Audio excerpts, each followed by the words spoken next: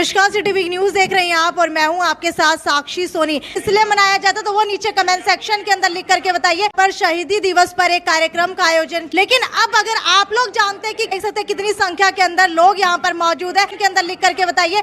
लेकिन उससे पहले जो है यहाँ पर जितने भी लोग मौजूद है इनसे जानने की कोशिश करते हैं। सर नमस्कार, सिटी वीक न्यूज देख रहे हैं आप और मैं हूँ आपके साथ साक्षी सोनी। पेंशन बहाली संघर्ष समिति की तरफ से जो है आज यहाँ पर शहीदी दिवस पर एक कार्यक्रम का आयोजन किया गया है और आप लोग यहाँ पर देख सकते हैं कितनी संख्या के अंदर लोग यहाँ पर मौजूद है। हालांकि अगर बात की जाए शहीदी दिवस की तो हर साल 23 मार्च को शहीदी दिवस मनाया जाता है, लेकिन कुछ लोग नहीं जानते कि आखिरकार क्यों मनाया जाता है शहीदी दिवस। तो उन्हीं को याद करने के लिए, याद दिलवाने के लिए इस तरीके के कार्यक्रमों का आयोजन किया जाता है। लेकिन अब अगर आप लोग जानते हैं कि किस लिए मनाया जाता है तो वो नीचे कमेंट सेक्शन के अंदर लिख करके बताइए। लेकिन उससे पहले जो है यहाँ पर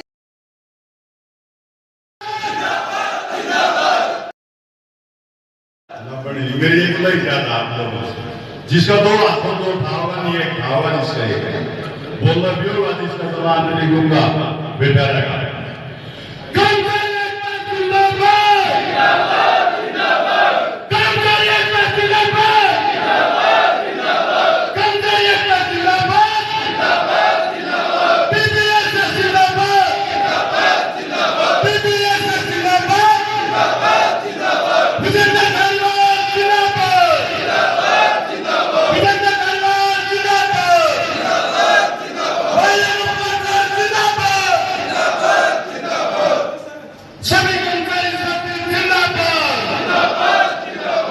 बात सुन लो, अपने घर अपने माँ बाप की, अपने सास ससुर की, अपने बुजुर्गों की कितनी चल रहा है किसी का कौन चाहते हैं? कदे को चौधरी बन जाओ किसी की नहीं जानती, कड़वी सच्चाई से अवगत करा रहे। हम अपने बुजुर्गों को केवल फैसला बताते हैं, फैसला करने में शामिल नहीं करते। को सबसे पहले विधायकों और सांसदों के ऊपर लागू किया जाए। उसकी उन्होंने आज़ादी की लड़ाई के लिए अपने प्राणों को न्यौछावर इस दिन किया था, इसलिए उनके सम्मान में और आने वाली पीढ़ी उनके आंदोलन को, उनके संघर्ष को समझे, इसलिए हर वर्ष 23 मार्च को शहीदी दिवस मनाया जाता है। इसी उपलक्ष्य में आज पेंशन बहाली संघर्ष समिति ने भी ये निर्णय लिया कि जो पेंशन की लड़ाई हरियाणा प्रदेश के अंदर लड़ी जा रही है, ये भी आने वाली पीढ़ी की, और जो ये पूंजीवादी व्यवस्था जो आज प्रदेश और देश के अंदर दोबारा से जागृत की जा रही है, उसके खिलाफ युवाओं को जागृत करने के लिए, कर्मचारियों को जागृत करने के लिए और कर्मचारियों के भविष्य को सुरक्षित करने के लिए जो पेंशन आंदोलन पेंशन बहाली संघर्ष समिति के बैनर तले जारी है, उसको मजबूत करने के लिए आज यहाँ पर हमारे हिसार मंडल के सिरसा, भिवानी, फतेहाबाद, हिसार और जींद जिलों के ब्लॉक स्तरीय और जिला स्तरीय पदाधिकारी यहाँ पर एकत्रित हुए। ठीक है, आपसे जानना चाहूंगी कि एक आज़ादी की लड़ाई जो है भगत सिंह, राजदेव और सुखदेव ने लड़ी थी, लेकिन अगर बात की जाए पेंशन बहाली संघर्ष समिति की, तो क्या आप लोगों को लग रहा है कि आज के ज़माने में भी आप लोगों को एक आज़ादी की लड़ाई लड़नी पड़ रही है? भगत सिंह, राजगुरु, सुखदेव सरीखे युवा तो अपनी बलिदान दे करके, प्राणों की आहुति दे करके इस देश को आज़ाद करवा गए, लेकिन सही मायने में मुझे नहीं लगता आज तक भी हम आज़ाद हैं। हमारी प्रदेश और समस्त देश की नीति और नियति दोनों खराब हो चुकी हैं, मलिनता उनके अंदर है, किसी भी तरीके से वो एक देश एक विधान को लेके नहीं चल रहे हैं। ये सत्तासीन अनपढ़ गंवार लोग, मैं इनको बोलता हूँ, संसद में बैठ के मेज को 4 बार थपथपा के अपना वेतन और भत्ते 1 सेकंड में बढ़ा लेते हैं। 30, 35, 40 साल जो अपने पूरे जीवन के इस देश को दे देता है कर्मचारी, उसका पेंशन का नाम तक इनको बोझ लगने लग गया है। तो निसंदेह हमें एक क्रांति की जरूरत है, बलिदान की जरूरत है, और हर कर्मचारी आज भगत सिंह बनने के लिए तैयार है। ठीक है, कर्मचारियों की बात की जाए तो लग रहा है कि कर्मचारियों का आज हमारे हरियाणा के अंदर शोषण हो रहा है। हाँ जी, बिल्कुल हो रहा है हमारे साथ। और देखो, जब नेता लोग ले रहे हैं इतनी बड़ी बड़ी पेंशन, एक बार बनने के बाद ही उनको मिल जाती है, दूसरी बार बने तो दोबारा मिल जाती है। कर्मचारी जो इतने लंबे समय तक जॉब करता है, तो उसका फ्यूचर जो है, बुढ़ापा जो है, वो सिक्योर क्यों नहीं हो रहा? तो हम तो आज से ये सोच रहे हैं कि आने वाले समय में हमारे साथ क्या होने वाला है। ठीक है, पंजाब के अंदर जितने भी कर्मचारी हैं कच्चे, उनको जो है पक्के करने की मांग उठाई गई थी, लेकिन अब पंजाब सरकार ने उसको मंजूरी दे दी है। तो क्या आपको लगता है कि हरियाणा के अंदर भी ऐसा होना चाहिए? बिल्कुल होना चाहिए। कर्मचारी तो देखो सभी की ज़रूरतें सेम हैं, और ये अगर किसी भी राज्य को अपना प्रशासन संभालना है तो कर्मचारी संभालते हैं। अगर कर्मचारी अपने आप को सिक्योर महसूस नहीं करेगा तो प्रशासन अच्छा कैसे चल सकता है। तो मैं अपनी सरकार से, बल्कि हर सरकार से निवेदन करूंगी कि हर कर्मचारी का भविष्य सिक्योर करे। ठीक है, आपसे दोबारा जानना चाहूंगी कि पंजाब के अंदर जो है कच्चे कर्मचारियों को पक्का करने का आदेश लागू कर दिया गया है, तो क्या हरियाणा के अंदर आपको लग रहा है कि आने वाले दिनों के अंदर ऐसा कुछ हो सकता है? मुझे तो ये लग रहा है हरियाणा सरकार का बस चले ना, वो आदमियों को बेच खाए। अभी एक कुशल रोजगार श्रम, पता नहीं क्या नाम है उसका, कौशल रोजगार निगम, उसका सीधा सा मतलब है कच्ची नौकरी, और कच्ची नौकरी का मतलब है पक्की नौकरी खत्म। तो प्राइवेटाइजेशन की तरफ जा रहा हरियाणा, तो उल्टी गंगा पहाड़ चढ़ाने पे तुला हुआ है। मती मारी गई है हमारे मुख्यमंत्री और उप मुख्यमंत्री महोदय की। इनको कर्मचारी की सुविधाओं और आवश्यकताओं को तो छोड़, कर्मचारी को देख के खुश नहीं है। पेंशन खा गए सिर्फ इसीलिए कि इन लोगों को प्रताड़ित कैसे किया जाए। हमें मानसिक रोगी बनाने पर यह सरकार तुली हुई है, लेकिन इस सरकार को बिल्कुल ये समझ जाना चाहिए कि आज नीचे से नीचे लेवल का कर्मचारी, एनपीएस पीड़ित कोई विशेष कर्मचारी वर्ग नहीं है। 4th क्लास से लेकर के हमारी ब्यूरोक्रेसी तक इससे पीड़ित है। हमारी डीसी हो, चाहे हमारे सीटीएम, एसडीएम, कोई भी है, सब एनपीएस नामक बीमारी से ग्रसित हो चुके हैं। और इस बीमारी का एक ही इलाज है, अब आंदोलन होगा, और ये आंदोलन ऐसा होगा जिसकी भेंट ये निकम्मी सरकार और दुष्ट राजनेता लोग चढ़ जाएंगे। सर, आपसे जानना चाहेंगे कि जिस तरीके से मुख्यमंत्री कह चुके हैं कि हम पेंशन बहाली की जो मांग उठ रही है उसको हम स्वीकार नहीं करेंगे और पेंशन जो है पहले वही रूल रहेगा, तो इस पर आपका क्या कहना है? क्या आंदोलन और तेज किया जाएगा? आंदोलन इतना तेज किया जाएगा कि सत्ता ही परिवर्तित कर दी जाएगी।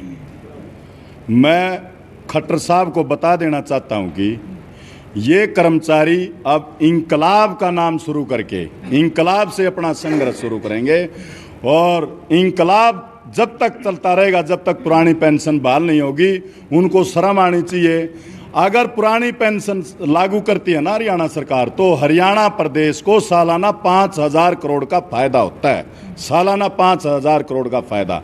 लेकिन वो नहीं कर रही। क्यों नहीं कर रही? क्योंकि डबल इंजन की सरकार बोलते हैं ये हिंदुस्तान को। डबल इंजन कौन है? अडानी और अंबानी। उनकी जेब भरने के लिए हरियाणा सरकार एनपीएस को प्राथमिकता दे रही है, केंद्र की सरकार भी, और इसको क्या नाम है, पुरानी पेंशन बहाल करने से बच रही है। ठीक है, पुरानी पेंशन जो है बहाल नहीं की जा रही है, लेकिन हमारे हरियाणा के अंदर देखा जाए तो एक बार जो विधायक बन जाता है, मंत्री बन जाता है, उसको आजीवन पेंशन मिलती है। लेकिन पंजाब के अंदर ये नया नियम लाया गया है कि अब जो है पूर्व मंत्रियों की, विधायकों की पेंशन काट दी जाएगी। तो आपको लगता है कि अगर आप लोगों की पेंशन बहाल नहीं की जा रही है तो पूर्व मंत्री, विधायकों की हरियाणा के अंदर भी पेंशन काटी जानी चाहिए? हम इसके समर्थन में नहीं है कि उनकी बंद होनी चाहिए। हम ये चाहते हैं कि वह उनको भी दें, लेकिन कर्मचारियों को उनसे पहले दें, क्योंकि वो तनख्वाह के साथ साथ सारे भत्ते अलग से लेते हैं। कल भी बजट सत्र में 20-20 हज़ार रुपये अलग से पीए के और ड्राइवरों के बढ़ा दिए गए हैं। ड्राइवरों के नाम पर भी ये पैसा स्वयं मंत्री और सरकार ही खाती है। ठीक है, आपसे जानना चाहूंगी कि अगर बात की जाए अभी की, तो शहीदी दिवस के बारे में बताइए थोड़ा बहुत। आज 23 मार्च को पेंशन वाली संघर्ष समिति द्वारा मंडल स्तर पर कुरुक्षेत्र और हिसार के अंदर 5-5 जिलों का जो कार्यक्रम रखा गया था। हमारा उद्देश्य है कि प्रत्येक युवा कर्मचारी को इस शहीदी दिवस के बारे में भी अवगत करवाया जाए और अपने जो पेंशन का जो आंदोलन है उस आंदोलन को आगे बढ़ाया जाए। ठीक है, क्या आपको लगता है आपके पेंशन के आंदोलन से मुख्यमंत्री खट्टर सरकार जो है झुक जाएगी? बिल्कुल झुक जाएगी। क्यों नहीं? क्योंकि हर एक कर्मचारी के अंदर आज जोश है और उसके प्रति विरोध है, क्योंकि सरकार जो है वो निजीकरण की तरफ लेके जा रही है और जो कर्मचारी वर्ग है इससे हतोत्साहित है। एक एमपी, एक एमएलए है, वो पेंशन जो है जीतने के बाद लेता है, और एक कर्मचारी जो 35 साल 40 साल की अपनी सेवा दे के निवृत्त होता है तो वो सुरक्षित नहीं है। ठीक है, अगर ग्रुप सी, ग्रुप डी की बात की जाए तो आपको लगता है कि खट्टर सरकार जो है आप लोगों की पेंशन बहाल करेगी? बिल्कुल, खट्टर सरकार को पेंशन बहाल करनी चाहिए, और पेंशन बहाली संघर्ष समिति है मंडल स्तर पे पूरे हरियाणा में इसका आयोजन यहाँ हो रहे हैं। और अभी देखिए कि राजस्थान सरकार ने कर दिया है, झारखंड में कर दिया है, हमारे नज़दीकी पंजाब में भी उन्होंने वायदा किया है जल्दी करेंगी। तो हम मुख्यमंत्री जी से रिक्वेस्ट करेंगे कि वो जल्दी से जल्दी हमारी ये मांग है पुरानी पेंशन की वो माने और उनको परमात्मा सद्बुद्धि दे कि वो हमारी पुरानी पेंशन सभी कर्मचारियों की। ठीक है, मुख्यमंत्री खट्टर की अगर बात की जाए, आप लोग कह रहे हैं कि और राज्य के अंदर कर दिया है, लेकिन विधानसभा सत्र के अंदर मुख्यमंत्री का ये कहना है कि अगर और राज्यों के अंदर की गई है तो वो उनके राज्य का निजी फैसला है, हम नहीं करेंगे। तो आपको लगता है कि इतनी छोटी सी संख्या के अंदर, जैसे कि किसान आंदोलन के अंदर इतनी बड़ी संख्या थी, उसके बावजूद भी 1 साल बाद मांगे मानी गई, तो क्या लगता है आप लोगों की मांगे मानी जाएंगी? देखिए, मैं आपको बता देना चाहता हूं, कर्मचारी वर्ग सरकार की रीढ़ की हड्डी होता है, जो सरकार की सभी योजनाओं को जन जन तक पहुंचाने का काम करते हैं। कर्मचारियों की संख्या कम हो सकती है, लेकिन जब कर्मचारी आंदोलित होता है तो सरकार के ऊपर सबसे ज़्यादा दबाव भी कर्मचारियों का ही होता है। दूसरी बात, मुख्यमंत्री जी ने जो अपने बजट के ऊपर को पास करने के दौरान जो पेंशन के सवाल पर जो जवाब दिया, वो पूरी तरह से निराधार और झूठे आंकड़ों से प्रेरित था। मैं माननीय मुख्यमंत्री जी से पूछना चाहूँगा कि ऐसे कौन से आंकड़े हैं जो आपने ये तो कह दिया कि पुरानी पेंशन नीति से भार बढ़ रहा है, दूसरी तरफ आप ये कह रहे हो कि नेशनल पेंशन सिस्टम जो एनपीएस है उससे 3000 करोड़ रुपए सालाना सरकार एनएसडीएल के अंदर जमा करवाती है। हम उनसे पूछते हैं कि एनएसडीएल एक प्राइवेट फर्म है जिसका पूरा का पूरा पैसा बाजार के अंदर इन्वेस्ट किया जाता है, और जब पीएफआरडीए बिल को आप पढ़ोगे तो उसके अंदर स्पष्ट शब्दों में लिखा गया है कि जितना पैसा बाजार के अंदर जाएगा उसकी वापसी की कोई गारंटी नहीं है, ना ही निश्चित रिटर्न की गारंटी है। दूसरी बात, हम शुरुआत से पहले दिन से ये कहते आए हैं कि जिन नीतियों को हम लागू करते हैं उनको पहले हम स्टडी करते हैं, उसके बाद ही पीएफआरडीए बिल और जो एनपीएस सिस्टम है, ये केवल मात्र इसमें एनपीएस पेंशन का नाम जोड़ दिया गया है, ये पेंशन पॉलिसी है ही नहीं। ये तो आपके कर्मचारियों के पैसे का एक मनी मैनेजमेंट सिस्टम है। इसके अंदर तो ना केवल कर्मचारी, आम जो जनता है हमारी, वो भी एनपीएस का अकाउंट अपना खुलवा सकती है। दूसरी बात, जितना भी पैसा आज इन्वेस्ट किया जा रहा है, अगर मैं कुछ 2-3 सालों की बात करूं, आज 8 से 8.5% तक रिटर्न आ रहा है, लेकिन जो कर्मचारी, जो आम जनता हमारे एनपीएस का अकाउंट खुलवा कर खुद इन्वेस्ट कर रही है, उनका रिटर्न हमसे डबल कैसे? दूसरी बात है, मुख्यमंत्री जी ने ये कहा कि भविष्य को देखते हुए पुरानी पेंशन नीति को खत्म किया। हम उनसे एक सवाल पूछते हैं कि आप ईमानदार मुख्यमंत्री होने का दावा करते हैं, तो भविष्य को लेकर और भविष्य में एक नया आगाज करने के लिए आपने सबसे पहले अपने और अपने विधायकों और सांसदों की पेंशन को क्यों बंद नहीं किया? और हम नहीं कहते वो पेंशन बंद करे, हम ये कहते हैं, ये जो दावा इन्होंने किया है कि नेशनल पेंशन सिस्टम अच्छा है, नेशनल पेंशन सिस्टम को सबसे पहले विधायकों और सांसदों के ऊपर लागू किया जाए।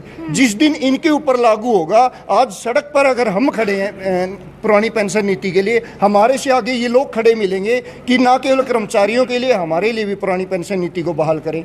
दूसरी बात, कर्मचारी तो केवल एक पेंशन लेता था, और वो भी सेवानिवृत्ति के बाद, जब क्योंकि ये हमारे संविधान ने हमारे यहाँ अधिकार दिया है कि जो आज हमारा जीवन स्तर सेवा काल के दौरान है, वो सेवा काल के बाद भी ज्यों का त्यों बना रहे, इसलिए पेंशन का प्रावधान किया गया। लेकिन आज एक विधायक बनता है 1 दिन की सदस्यता, ये कौन सा नियम है कि 1 दिन का सदस्य होने के बाद? कर्मचारियों को तो सालों साल सेवा करने के बाद पेंशन का लाभ मिलता है, कर्मचारी को तो 1 दिन कर्मचारी बनने के बाद पेंशन नहीं दी जाती। दूसरी बार विधायक बने तो दो पेंशन, तीसरी बार विधायक।